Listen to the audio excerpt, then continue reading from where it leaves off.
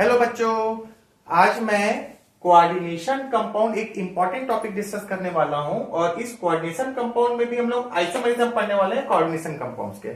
ठीक है, तो आइसोमेरिज्म आई होप आपको पता होगा, ऑर्गेनिक केमिस्ट्री में बहुत अच्छे से हम लोग पढ़ते हैं। आइसोमेरिज्म का एक्चुअली यदि छोटा सा एक लाइन में डेफिनेशन बोलूं तो आइसोमेरिज्म एक फिनोमिना है जिसमें सेम मॉलिक्यूलर फॉर्मूला होता है but different arrangement of atom होते हैं। ठीक है, isomerism is defined as the same molecular formula but different arrangements of the atom. ठीक है, आपको आइसोमेरिज्म के डेफिनेशन पे हम बहुत ज्यादा फोकस कर नहीं रहे हैं।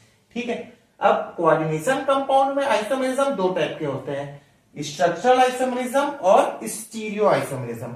अब स्ट्रक्चरल आइसोमेरिज्म के मेरे पास में यहां पर चार टाइप हैं। आयोनाइजेशन आइसोमेरिज्म, हाइड्रेट आइसोमेरिज्म, इसको सॉल्वेट आइसोमेरिज्म भी कहते हैं, linkage isomerism and coordination isomerism. ये चार टाइप के कोऑर्डिनेशन है, मतलब चार टाइप के जो आइसोमेरिज्म है इनको हम लोग अलग अलग वीडियो में डिस्कस करेंगे छोटे छोटे पार्ट्स में। इसके अलावा मेरे पास में स्टीरियो आइसोमेरिज्म है, ऑप्टिकल आइसोमेरिज्म और जियोमेट्रिकल आइसोमेरिज्म। इसको भी मैं अलग से वीडियो बनाकर आपको डिस्क्रिप्शन बॉक्स में दे दूंगा, आप वहां से देख सकते हैं, यूट्यूब में सर्च कर लेना। ठीक है, अब हम लोग डिस्कस करने वाले हैं सबसे पहले आयोनाइजेशन आइसोमेरिज्म क्या होता है।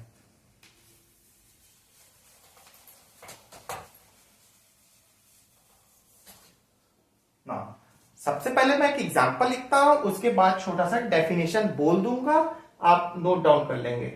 ठीक है, एग्जांपल देखते हैं आयोनाइजेशन आइसोमेरिज्म के लिए। सबसे पहले यदि मैं लिखता हूं यहां पर CONH3 5SO4 Cl। ठीक है, और एक फॉर्मूला मैं लिखता हूं CONH3 5ClSO4। आपको दिख गया कि ये दोनों कंपाउंड जो फॉर्मूला लिखा हुआ है ये बोथ हैव सेम फॉर्मूला। ठीक है, कोबाल्ट यहां भी है, कोबाल्ट यहां भी है, हम NH3 5 times NH3 5 times SO4 Cl, सब चीज सेम है।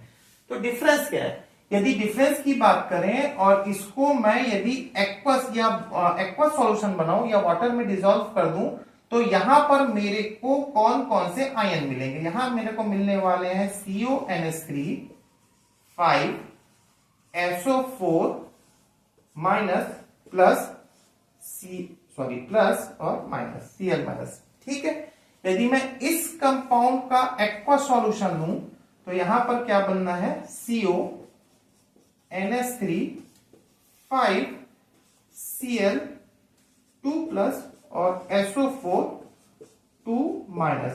आई होप आपको इसको डिसोशिएट करना आता होगा, तो ये मैंने कर दिया। ठीक है, तो आयोनाइजेशन आइसोमेरिज्म का फिर डेफिनेशन सिंपल सा क्या होना चाहिए?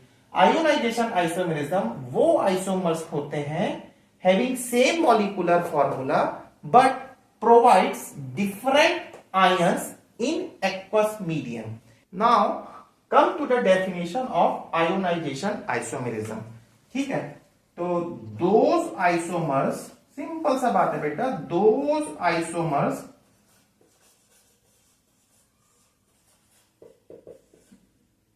which provides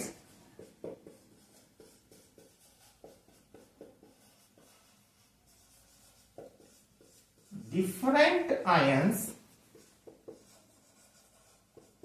in aqueous solution. और सिंपल सा बात है, यहां पर Cl माइनस मिल रहा है, यहां पर SO4 2 माइनस मिल रहा है, ये आयन अलग है, ये आयन अलग है। That is why these two compounds are ionization isomers of each other. Now अब मुझे ये पता कैसे चलेगा कि ये दोनों आयोनाइजेशन आइसोमर्स हैं? तो सिंपल एनसीईआरटी में भी ये गिवन है, तो वो मैं आपको बोल देता हूं। हालांकि बोर्ड में ये पूछते हैं कि how can you justify this two molecule showing ionization isomerism, but आपको सिंपल ऑब्जेक्टिव के लिए याद रखना है तो यहां पर ये एग्जांपल याद रख लेंगे। हो सकता है ऑब्जेक्टिव में यहां पर Br पूछ ले। ठीक है, वही ये एग्जांपल आप याद कर लेंगे, लर्न कर लेंगे बहुत अच्छे से। बट अभी मैं सिंपल से यदि मैं बात करूं तो यदि मैं इसको AgNO3 के साथ में ट्रीट कर दूं, इस कंपाउंड को AgNO3 के साथ में ट्रीट करूंगा तो आपको ये बहुत अच्छे से समझ में आता है। Ag प्लस होता है, NO3 माइनस होता है, Cl माइनस होता है और ये प्लस कॉम्प्लेक्स में होता है। तो अपोजिट चार्ज इंटरेक्ट करेंगे तो Cl माइनस और Ag प्लस कंपाउंड ट्रीट करके AgCl का वाइट प्रेसिपिटेट बना लेगा। ठीक है, और यदि मैं इस कंपाउंड को BaCl2 के साथ में ट्रीट कर दूं तो सिमिलरली यहां पर भी Ba2 प्लस होता है और ये Ba2 प्लस SO4 माइनस के साथ में क्या बनाएगा, DaSO4 का व्हाइट प्रेसिपिटेट बनाएगा।